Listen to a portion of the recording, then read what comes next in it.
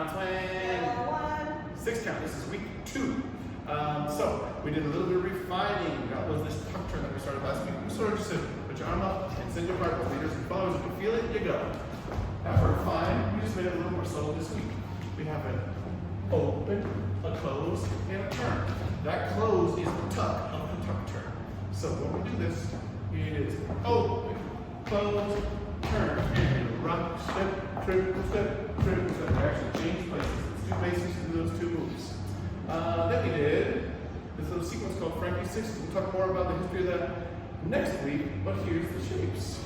We went rock, step, triple step, switch the hand, rock, step, triple step, single step, hello, goodbye, hello again, rock, step, catch the arm around you, go ahead, keep on dancing if possible. See you next week.